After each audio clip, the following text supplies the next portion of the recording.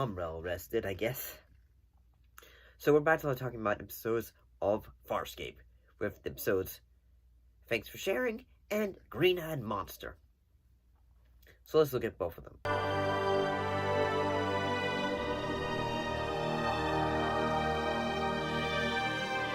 And what happened in Thanks for Sharing? The crew of Moya must deal with having two Crichtons slowly recuperating Christ and Tayln and the tumultuous political situation of a nearby planet. In the end, the crew are split when Tayln has to make a quick departure for both Moya and Tayln carrying a single Crichton aboard. So, when I first started watching this show, I one time used a clip. I think it was the one where and it came specifically from this episode, where he puts at the time when I thought it was a crab monster, but what it is basically it's a creature that basically tells you when you are lying. Let's get to the chase. Stick this critter on my face. Oh! Yeah, look at the suckers on that boy. Damn, in some parts of the universe, this thing would be considered good eating. Woo! My name is John Crichton, astronaut. I was not at the refreshment house after hours. I was not present at any bombing or explosion. I did not have a private meeting with the beautiful Miss Sirova. And I gotta say, I kind of like this one. It was kind of had a darker end to it, but at the same time, it still had its usual Farscape kind of humor. And at the same time, I really kind of like the, what would be the word, the makeup designs for some of these aliens. And the fact that, yes, they're not the usual kind of villains, but they're say the political ones, where they have the makeup and all that, which... You've been screwing me from the beginning, huh? I don't think so. Screwing everybody, screwing your sister! You've been lying to your daddy, boy, and you know you shouldn't lie to your daddy. It's gonna stop. Who's your daddy? Come on, you know who your daddy is. Who's your daddy? Dargo, tell him who his daddy is. I'm your daddy. That's right. Goofy.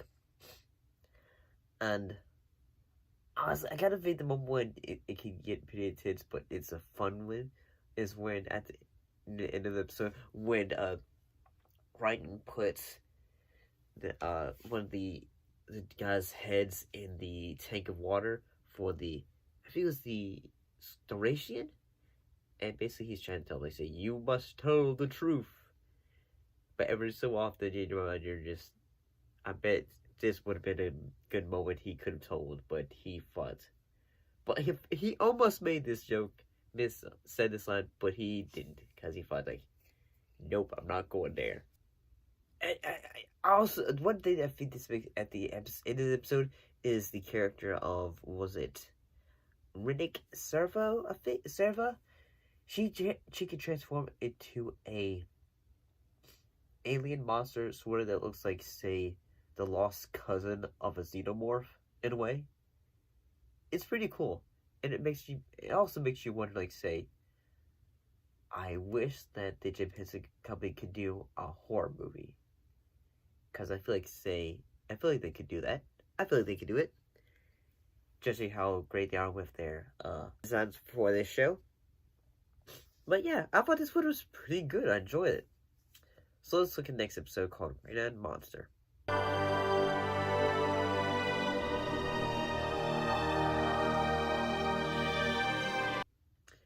Taylor gets swallowed by a bodang. It is up to Stark to save him. Crichton, already distrustful of Grace, believes he and Aaron are having an affair, while Tayln himself shows his hatred of the human. So, one thing that has happened in this episode is that Grace has told Aaron, hey, your mother is, the head of the Peacekeepers and all that, and she is going after you. She is trying to find you. You should know this and all that. And I kind of like how, at times we still, don't know, can we trust Grace? But at the same time, as the story goes along, it can be a bit different in that like there's two different like ideas going on in this episode, and that Grace, he has the neural implants connected to Talon, but at times Talon is able to override it and just say, "Nah, man, we're not, man. We're gonna do this because I don't like this, that, or other. Because I'm not sure I trust it." So one way they try to create, Stark tries to say, "Okay, this is how we get you guys out of this creature by making it puke." In a way of just like blowing a bomb inside of the creature's mouth, which in a way would cause it to explode while you're in there. And yeah, the dramatic aspects of this episode are not bad. They're pretty good. You see that one? That's that star right there. The bright one. It's my point of reference. My guide. And it always becomes the center of my chart. I always name it Aaron.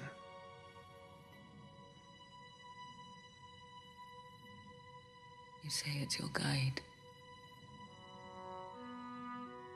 It's my one constant. I'll be honest though, like I had been trying to watch this episode. I was generally tired, so but yeah, I was able to eventually finish it. Just try to make sure I also had some shut in. But yeah, I thought both of these episodes were pretty entertaining.